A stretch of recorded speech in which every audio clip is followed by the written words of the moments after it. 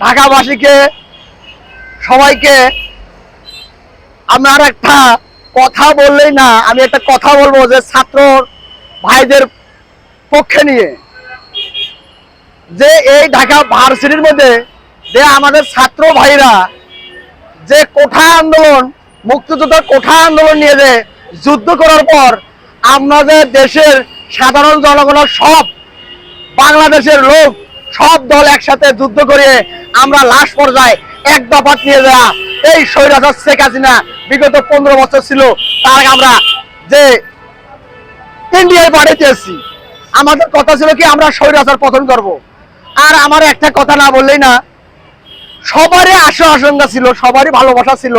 হয়তো ভাবছিলাম ছাত্র ভাইরা আমাদের বড় কিছু একটা উপহার দিবে, তো উপহার না দিয়ে তারা নিজেই উপহার নিয়েছে। এখন আমার মূল কথা হলো যে ছাত্র ভাইদের উপলক্ষে একটা কথা, এক মুসল্লি হুজুরের কাছে গিয়েছে, যা বলছে হুজুর আমার জন্য একটু দোয়া করেন, আমার সাথে একটা বাচ্চা হয়। সে বড় দোয়া করছে, বলছে তুমি যাও তোমার বাচ্চা হয়ে যাবে। সেই 1 বছর পর এসে হুজুর বলে, হুজুর আপনি কি দোয়া করেছেন, আমার তো এখনো বাচ্চা হয় নাই। এরা দাদা তুমি কি বিয়ে করেছো? ও না, বিয়ে তো করি নাই। আরে দেখো তোমার বিয়ে না করলে বাচ্চা হবে কোথায় থেকে? এখন আমার মূল কথাটা হলো যে আমাদের ভাইরা যে যুদ্ধ করলাম আমরা, আর চাইনিজ খেলো নাহিদ আর মাহমুদ ভুয়া তিলবাবারা যে মেরা দিয়েছিল, তারা চাইনিজ বিডব্লিউ কে জুড়েল। আর এখন যে ভাইরা এখনো বিবাহ করিলে, এখনো আমাদের ভাবির ঘরে বিডব্লিউ কে উঠাইলো না, এখনো টিএসসির মধ্যে কফি চা খাইলো না, তার আগেই দেখি এখনো ইলিশ মাছ দিয়ে বৈশাখ মাস আসে নাই, তার আগে ভাইরা আপনারা কি পেলেন আর কিভাবে আপনারা পদত্যাগ করে যাচ্ছেন, আমরা একটু জনগণ জানতে চাই। এখনো তো বৈশাখ মাস আসে নাই রে ভাই, যে 200 টাকার ইলিশ মাছ জনগণকে খাওয়াবেন। আরে আমরা না খাই, ভাবিদের খাওয়াইতেন, টিএসসির মোড়ে কফি শো আমরা দেখতাম জনগণবাসী।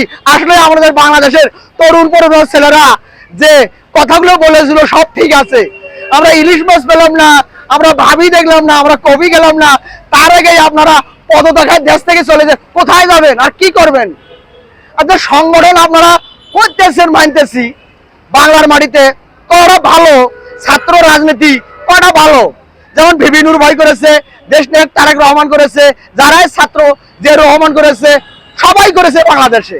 আমরা ছাত্র রাজনীতিক প্রতিবাদ না জানাই, হয়তো তাদের মনে অনেক আশা, কিন্তু আশা কি এটাই ছিল জনগণ 850 জন মারার পর যে মন্ত্রী হওয়ার পর আমরা তো বাংলাদেশের মানুষের কিছু প্রশ্ন জাগে, কে ভাই আপনারা মন্ত্রী হলেন 6 মাসের মধ্যে কত কোটি টাকা ইনকাম করলেন, আর কত কোটি টাকার বিনিময়ে আপনারা নির্বাচন করতে চান?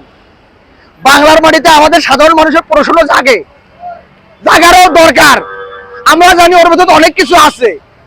একটা সচিবালয়ের যে